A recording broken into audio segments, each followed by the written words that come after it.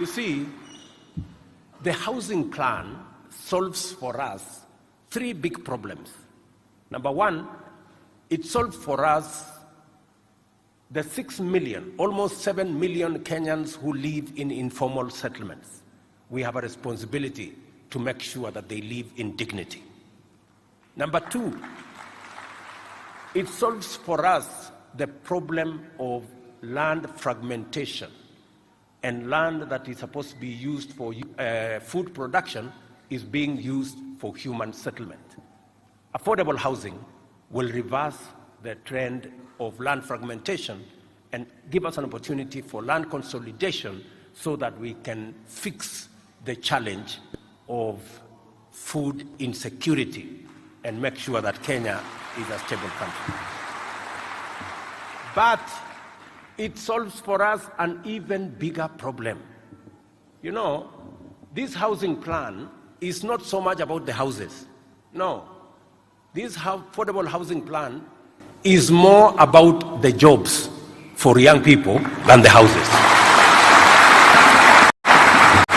And our plan, and I'm very happy that you people can see through it, our plan is to employ at least 1 million young people like yourselves with skills,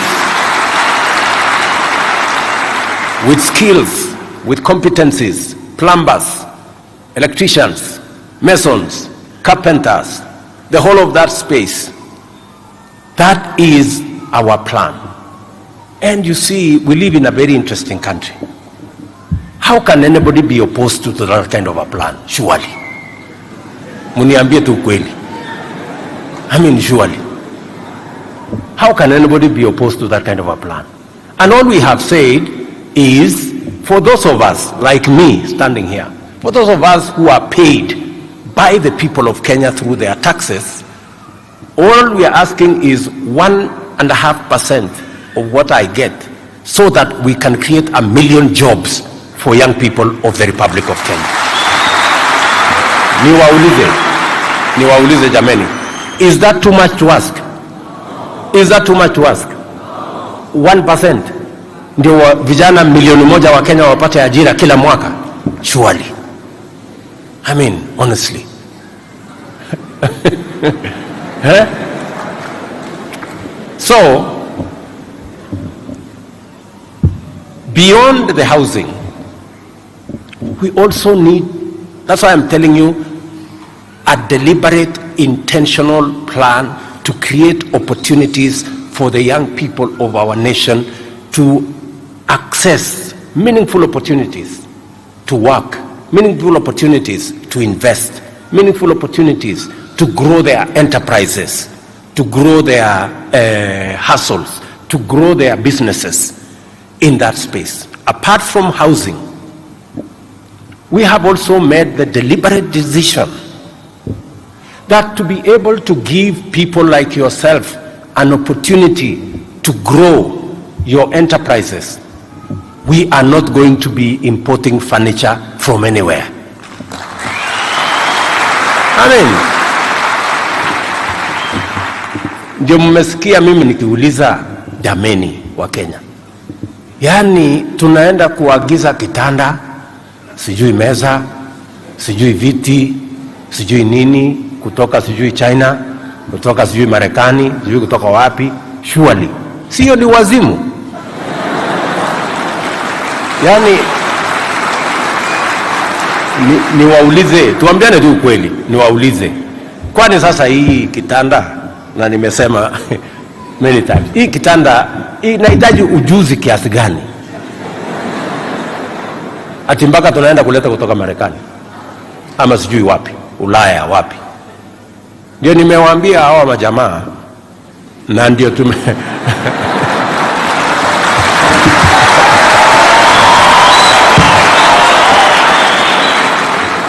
mambo ya kwenda kuagiza kitanda haitafanyika tena,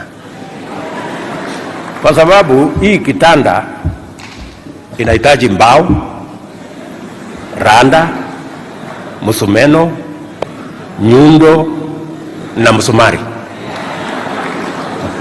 Story finish. na jamaa ameketi hapa hako na hiyo skill ya kufanya hiyo kazi.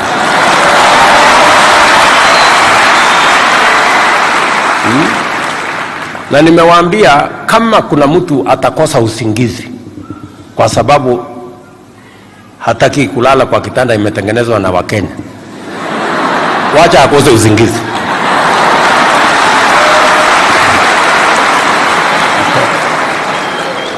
Ama namna gani? Tunaelewana my friends? So tumesema vile vile hatuwezi tena kuagiza ati simiti, ati tuagize ati steel. Imagine mpaka hata samaki tunaagiza. Unaona ile ujinga iko hii Kenya? Alafu kuna watu wanapinga, wanasema hapana, tuendelee tu kuleta samaki kutoka sijui wapi, tuendelee tu kununua furniture kutoka huko, tuendelee. Hiyo ni wazimu, please. Tuachane na hiyo story. Let us just agree. We have millions of young people with talent, with expertise, with training, with skills who can do all these things.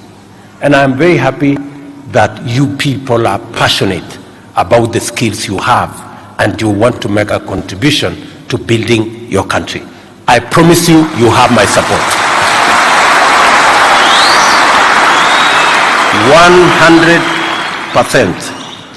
100%. Na tutasukumana kusukumana kabisa mpaka tuhakikishe ya kwamba hii mpango inasonga mbele, ndio tubadilishe nchi yetu jameni. In this plan, we are empowering young people to engage with employment opportunities in the first instance. And as a first step towards ownership of enterprises in every sector, in any part of our country, and in fact going into the continent. Just to let you know, we have now the Continental Free Trade Area. We're going to export these skills and the products that will come from these skills into the continental space market that we are developing. I have sent my Minister Moses to 20 countries in Africa to consolidate the market for the products coming from Kenya. We have just concluded signing the agreement with the European Union on market access for our products as Kenya. We are finalizing, going into this morning. I had an engagement with American officials. We are concluding agreement on access by Kenyan products into the American market. Today, America is our largest export market. And we are working on how to make it even better, how we can access our leather products, our textile products, our other products into the American market. Because we want to build opportunity for you.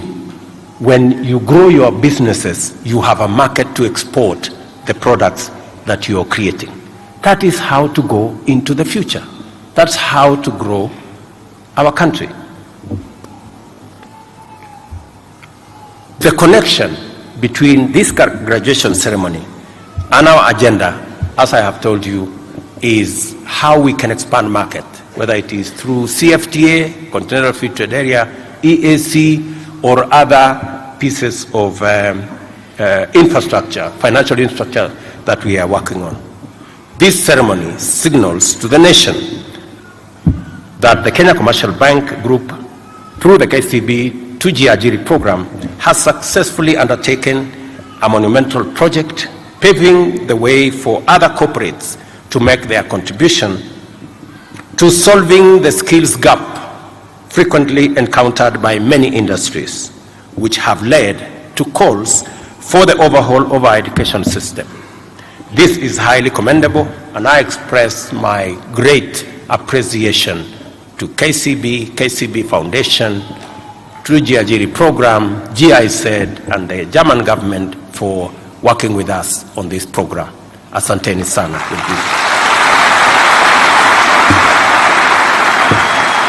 At the same time, I encourage other corporates to replicate this model and consistently implement in order to ensure that the gap between education and training on one hand and the human capital requirements of industry on the other hand are firmly and conclusively closed. This is the objective of the government's collaboration with the private sector under the Kenya Youth Employment and Entrepreneurship Acceleration Program. On a broader scale, we are making every effort to establish optimal complementarity between industry and tertiary institutions and training, as well as efficient feedback mechanisms within the skills development ecosystem, including our universities, colleges, technical and vocational education and training institutions, industrial attachment, and internship. I will be having another conversation tomorrow on consolidating our internship program. We want you people, when you have acquired skills, you can also have access to internship in industry. We are providing incentives. We want those companies that are willing to take on board graduates like yourself for 1 year or 6 months or 2 years. We are going to make sure that we give them incentives. We are going to tell them if they pay 25,000, the government of Kenya will refund them 12,000 so that they can be able to carry on board many young people.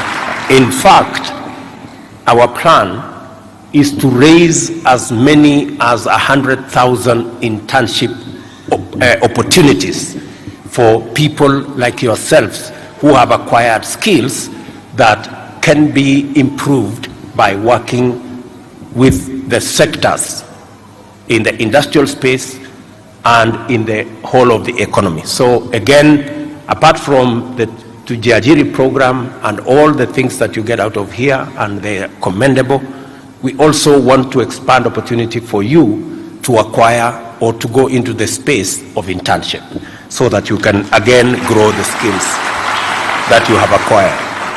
The KCB Tujiajiri program is therefore a highly promising start to our journey of transforming the skills development landscape in Kenya with a view to enhancing efficiency, productivity, and a stronger entrepreneurial and innovative performance.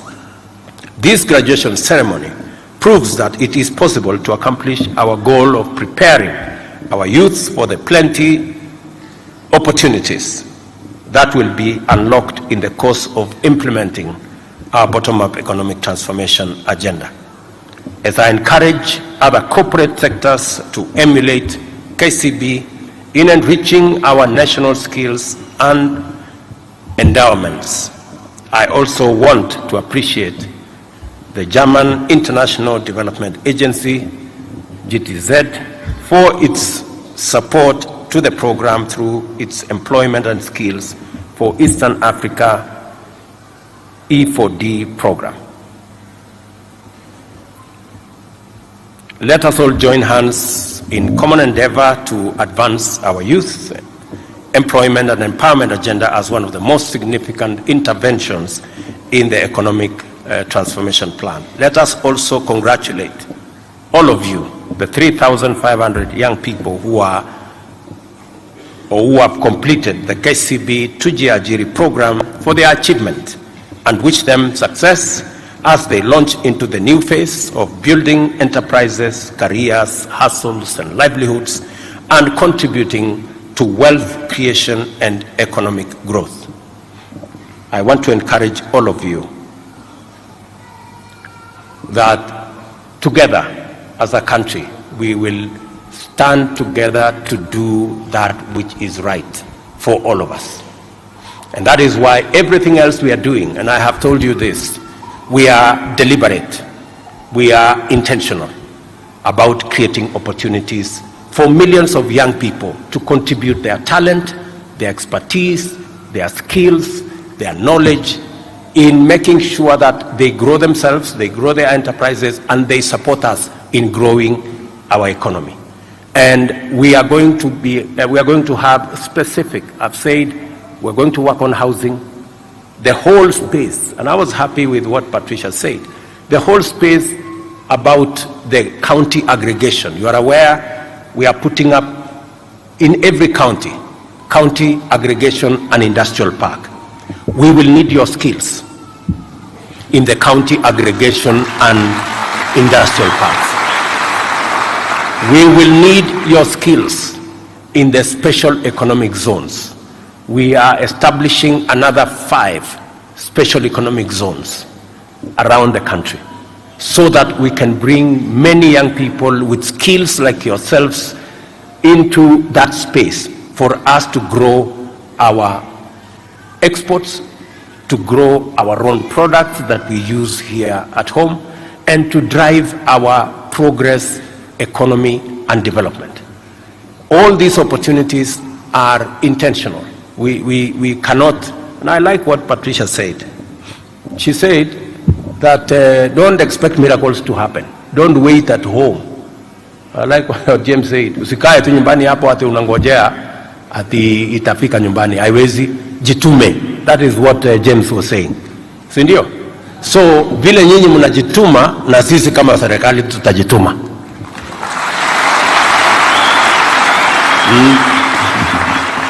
Tunajituma to create opportunities for you in housing, to create opportunities for you in county aggregation industrial park, to create opportunities for you in the digital space, digital jobs, to create opportunities for you in our special economic zones and export promotion zones.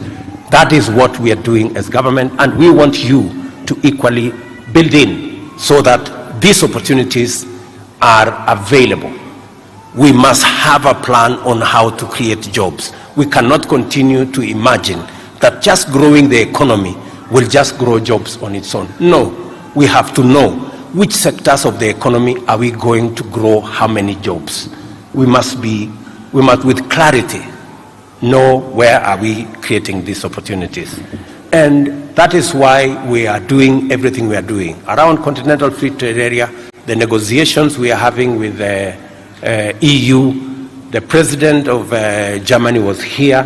He's asking us for skilled labor to work in Germany, to work in other places. We need to develop those skills. And I'm very happy that we have many people here already working with a German institution so that we interact with their technology, we interact with their competencies so that we can measure up and we can also up our game as we do it with other countries. So all this we are building is because we want to build an ecosystem that will support our young people, will support our employment, will support the wealth creation that we are all focused on, and will also support our progress and growth as a nation. I want to confirm to you that we will move forward together. We will work with all our partners, and I must thank all our partners. I must thank the German government, the EU, all the countries we have in the continent that are working with us, the American government, being the largest export destination of our country. Today in the afternoon, I will be meeting MCC, one of the American companies that wants to invest about 7 billion initially, and then about 100 billion later, because we want to create opportunities for us to grow as a nation. In the last 1 year, with the American government alone, we've created investments, whether it is Moderna, which is going to invest almost 70 billion in a vaccine factory in Kenya, or others in the technology space that is going to give us almost 200 billion of investment in Kenya. These are the partnerships. These are the friends who are working with us as a country to grow our own country. The same way GI said is working with us on this program of tujiajiri and giving skills to the young people. We need to work with others in a space that creates a win-win. And we must also be intentional as Kenyans. We must know what we want. You know, we cannot, let me tell you, good people, we cannot in this time and age. It will be a tragedy of monumental proportions if in this time and age we want to glorify demonstrations that are violent, that destroy property, that destroy people's hustles, that destroy opportunity, that sabotages our economy. I mean, we would be a very reckless people if we were to glorify such. On the other hand, we would be very ungrateful for us to vilify the people who are creating opportunities for us. We have 200 billion investment from the American government. We have huge investments from Germany. We have huge investments from other countries. We must know what are our interests, and we must secure those interests. And I want to encourage all of us as leaders to focus on the things that bring opportunities to millions of young people, to millions of citizens of Kenya. We must not be petty. We must not, be looking at things that are personal. We want to move this forward. In any case, the American ambassador said 2 statements of facts. She said the last election was the freest and the fairest in the history of Kenya, which is a statement of fact. She said Kenya is open for business, which is also a statement of fact. I mean, surely, let us have some decorum and respect ourselves as we demand respect from others. So I was just imagining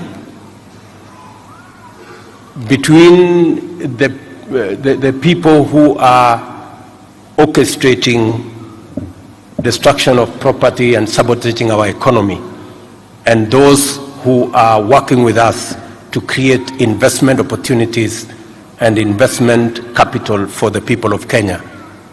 Between those two, I was wondering who is actually rogue. I think it's for the people of Kenya to judge. Let me also say that going forth, I know there is limited scope in when you guys step out, there is limited scope on how much money you can get to run your business. I will shortly have a discussion with the KCB to see what is it that the government of Kenya can do so that you people,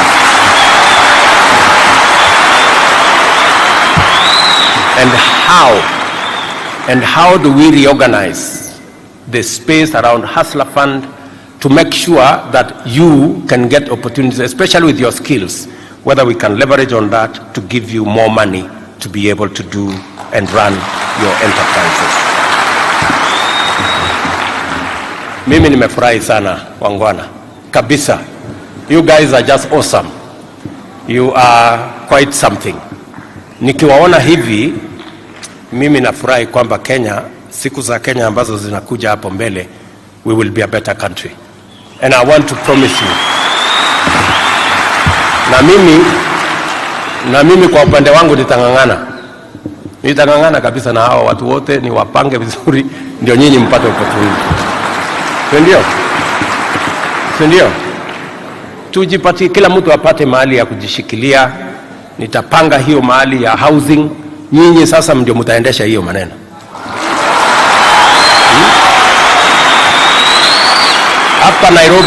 Hapa Nairobi peke yake, hapa Nairobi tutakuwa na nyumba karibu 60,000 ambayo tunataka kujenga. As I talk to you, we will be advertising in about 30 counties program ya affordable housing. Nyinyi mujipange.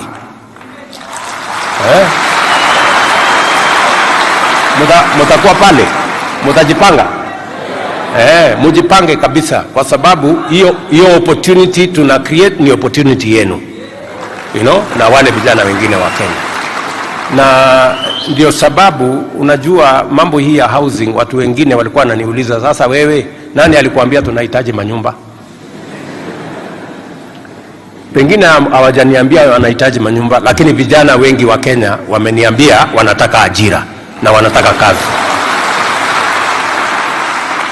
Na ili hiyo ajira ya hawa vijana ipatikane, tujenge hiyo manyumba. We will sort out another problem. Sisi tunaelewana jameni? Mnakubali tutatembea hii safari pamoja? Mtafanya bidii? Sasa tunataka pale kwa hiyo manyumba mnajenga, hatutaki nyumba ianguke. Ama kuwe na leakage, ama ile plumbing ikuwe na kasoro. Mumepata skills ya kutosha? Mko chonjo? Kabisa. I am counting on you, good people. Msiniangushe. Tafadhali. Msiniangushe. Na mimi sitawaangusha. Upande yangu nitafanya bidii. I wish you the best of luck as you venture into the world of work and enterprise. May God Almighty bless you and the works of your hands. Asanteni sana na mbarikiwe.